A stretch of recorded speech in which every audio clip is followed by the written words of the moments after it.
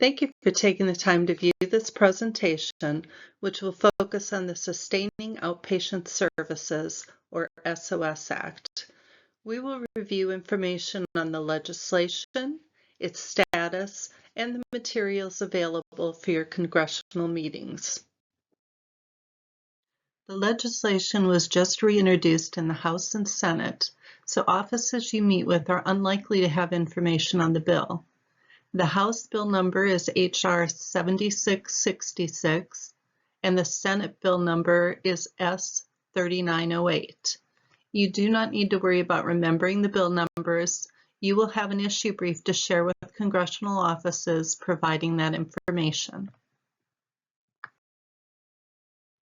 The House bill was introduced by Congressman Adrian Smith of Pennsylvania and Jim McGovern of Massachusetts. The Senate bill was introduced by Senators John Hoeven of North Dakota and Amy Klobuchar of Minnesota. Your request of congressional members is to co-sponsor the legislation. The purpose of the legislation is to provide an exception to how Medicare pays for certain off-campus hospital outpatient department services. The exception is not specific to PRCR or any other services. Rather, it sets a threshold based on whether payments to physician specialists under the Medicare Physician Fee Schedule are below a set threshold during the previous year. This approach identifies services that are not typically performed in a physician office, like PR or CR services, and exempts them from being paid at an unsustainably lower rate. This will help ensure the current site-neutral policies do not unintentionally restrict patient access to these critical services. In your folders, you'll have a document with frequently asked questions about the SOS Act. It includes the chart on the slide, which shows Medicare payments by the highest billing specialty for pulmonary rehabilitation and cardiac rehabilitation services when furnished in a physician's office. Note that all are under the $2 million threshold included in the legislation.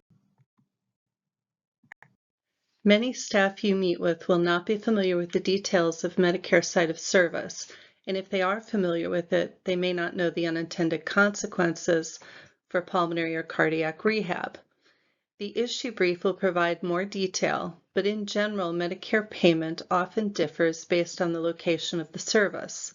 Services provided in a physician office are paid differently from services provided in a hospital outpatient department. The latter includes a claim associated with delivering care in a facility.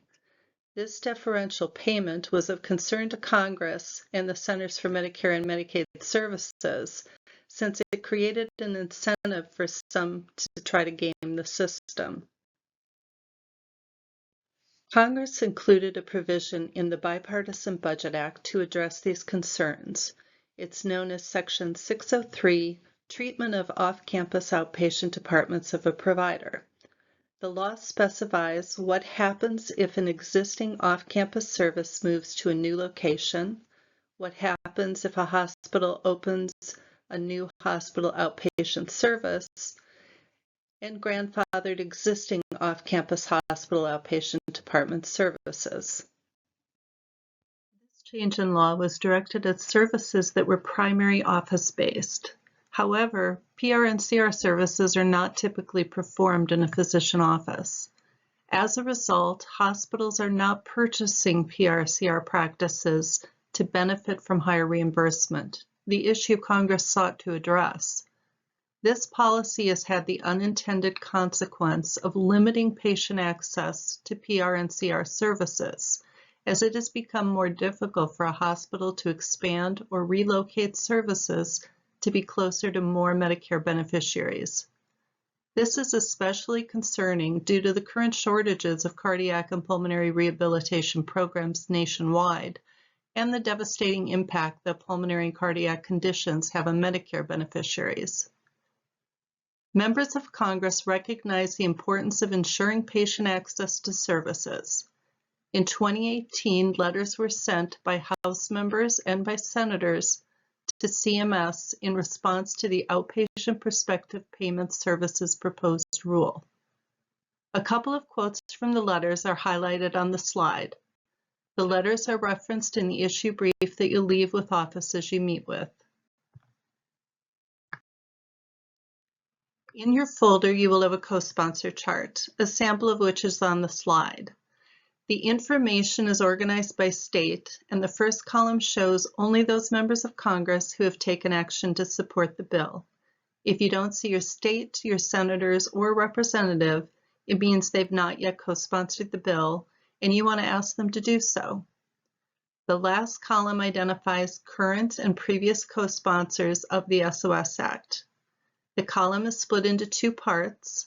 The left side shows if they are a current co-sponsor of the recently introduced bill, and the right side shows if they're a previous co-sponsor of the bill. For example, if you look at the slide, you'll see that Representative Mike Rogers from Alabama co-sponsored the bill last Congress, but has not yet co-sponsored the same bill this Congress. In this case, you would want to thank him for his support last Congress and ask him to again co-sponsor the bill this year. In some cases, the chart will note if a member of Congress supported the bill in the 117th Congress, but did not co-sponsor the bill in the last Congress, the 118th Congress. You'll see that noted in red. For example, Senator Ruben Gallego of Arizona is noted as having co-sponsored the bill when he was in the House of Representatives during the 117th Congress. He has since been elected to the Senate, and we want to ask that he co-sponsor the Senate bill, which is identical to the legislation he supported before. Don't assume that those you meet with will remember whether they've previously co-sponsored the bill. Staff may have changed, or it may have been a long time since they looked at the bill. Either way, you can thank them for their previous support and ask for their support again this Congress. Your expertise, personal experience, and materials tell the story of why this legislation is needed. Think of your stories in advance. Do you have a patient that needs to travel a great distance for PR or CR services? Do you know of a program that would like to expand services or open a new location, but cannot because of the current law restrictions? Stories are an effective tool to explain the problem we're trying to solve. All politics are local, and understanding how these policies impact people in the state is important to share. Again, if you get a question and don't know the answer, let them know someone will get back to them, and then be in touch with AACVPR to let them know what follow-up is needed. Finally, at the end of your meeting, please remember to restate your ask. Remind them why you're there, to request that they co-sponsor this legislation to improve patient access to cardiac and pulmonary rehabilitation services. Follow-up is important. Therefore, at some point after your meetings, please take a minute to complete the feedback form. You'll have a printed form in your folder, or you can fill it out with your device using the QR code, which will also be on the form. It's important that AACVPR knows what follow-up is needed with congressional offices after your meetings. For example, if someone says they will co-sponsor the SOS Act, AACVPR can follow up. It's also important to let AACVPR know if questions come up in your meetings that require response. Thank you for taking the time to review this legislation in advance of your congressional meetings.